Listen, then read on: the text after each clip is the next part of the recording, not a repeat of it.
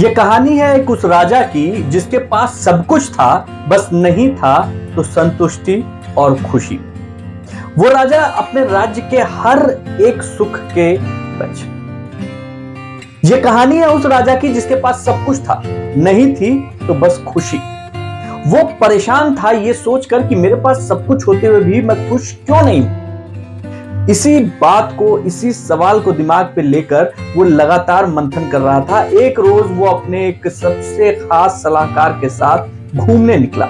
जब वो बाहर निकला तो अचानक, चूंकि भेष बदल के निकला था, तो भेष बदल के निकल के वो घूम रहा था। अचानक उसको एक खेत में एक किसान अपने परिवार के साथ दिखाई देता है, जहां किसान, उसकी पत्नी और उसका बच्चा खेत में काम कर रहे होते हैं और हंसी ठहाके लगा रहे होते हैं। किसान की इस मुस्कुराहट को देखकर राजा बहुत किलस गया। मतलब उसको समझ में नहीं आ रहा था, उसका दुख और बढ़ गया कि भाई मेरे पास सब कुछ है, इसके बावजूद मेरे पास ये खुशी क्यों नहीं, ये किसान कैसे खुश है।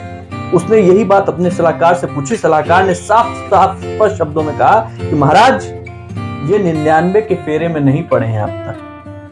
राजा को ये बात समझ में नहीं आई। उसने अपने सलाहकार से कहा कि 99 का फेरा क्या? महाराज, मैं आपसे 6 महीने का समय मांगता हूं, मुझको बस एक पोटली में कुछ सोने के सिक्के दे दीजिए। 6 महीने में इनकी खुशी गायब करके दिखा दूंगा और आपको बता दूंगा कि 99 का फेरा क्या होता है।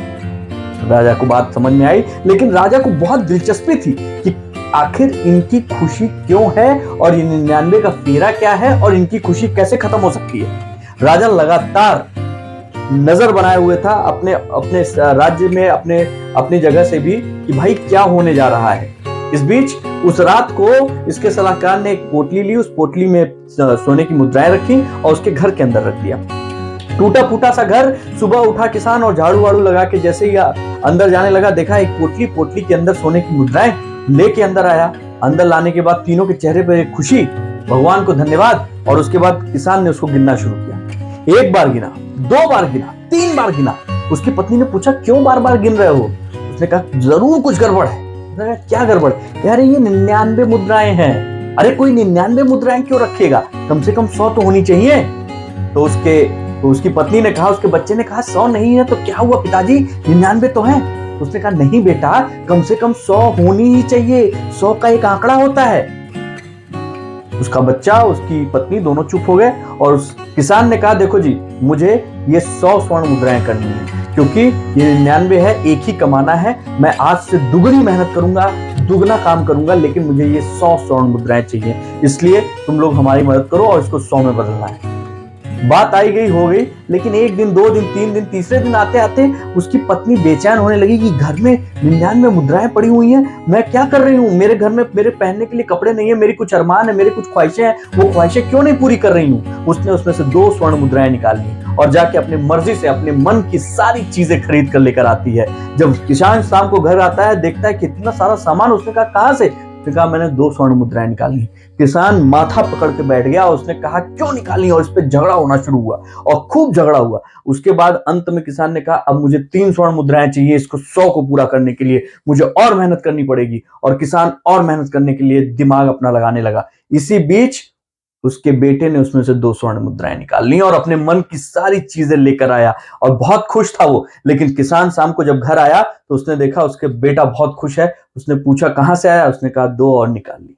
किसान ने उसकी भरपूर पिटाई की और कहा, अब मुझे और स्वर्ण मुद्राएं कमानी, तुम लोगों ने ये क्या कर दिया? इसमें से 5 स्वर्ण मुद्राएं अब मुझे और जोड़नी पड़ेगी। मैं कहां से क्या करूंगा, मैं क्या कर दूंगा, मैं खेत बेच दूंगा, मैं ये कर दूंगा, मुझे ये 5 स्वर्ण मुद्राएं पूरी करनी है। वो इसी में लगा हुआ था। वो सलाहकार राजा के पास गया। राजा से कहा, महाराज, अभी सिर्फ 3 महीने बीते हैं, आइए आपको उनकी खुशी का जायजा दिखाते हैं। और उसके बाद वो किसान के घर पहुंचता है राजा को लेकर। और शाम को जब राजा पहुंचता है तो राजा क्या देखता है? राजा देखता है उसके घर में हर वो चीज उपलब्ध है, हर वो सामान उपलब्ध है जिसकी वो लोग को जरूरत थी, जिसके लिए वो लोग तरस रहे थे। लेकिन उनके घर से एक चीज गायब हो चुकी थी, वो थी खुशी। किसी के चेहरे पर खुशी नहीं थी। हर कोई एक दूसरे से लड़ने के लिए बेताब था। तीनों बच्चे, तीनों माँ बाप बेटा, सब अलग अलग जो है कमरों में बैठे हुए हैं। अलग अलग तरीके से सब लोग अपना जीवन जी रहे हैं। वो जो खुशी थी जिसको देखकर राजा को जलन हो रही थी, वो खुशी खत्म हो चुकी है। राजा ने देखा, अपने सलाहकार से पूछा, हुआ कैसे? उसने कहा, महाराज, यही है 99 का फेरा। इस किसान के पास 99 स्वर्ण मुद्राएं थी, लेकिन इसको एक और चाहिए थी जिससे वो 100 कर सके।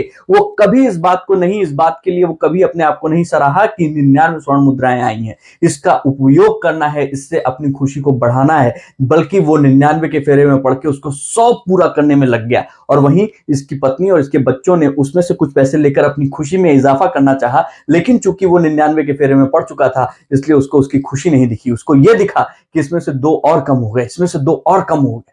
ठीक यही चीज हम लोग अपनी जिंदगी में करते हैं, हमेशा 99 के फेरे में पड़ते हैं, जितना है उसमें और जोड़कर उसको और बढ़िया बनाने की कोशिश करते हैं, जबकि जितना है उसमें आप जो खुशी है उस खुशी को पा सकते हैं, आसपास के जो अपने परिवार के मित्र बंधु हैं उनके साथ मिलकर उसमें खुश रह सकते हैं। लेकिन नहीं, कई बार हम 99 के फेरे में पड़ जाते हैं, लेकिन ये फेरा कभी खत्म नहीं होता। कबीरदास ने कहा है, माया मरी न मन मरा, मर मर गया शरीर। माया मरी न मन मरा, मन मर मर गया शरीर। आशा तृष्णा ना मरी, कह गए दास कबीर।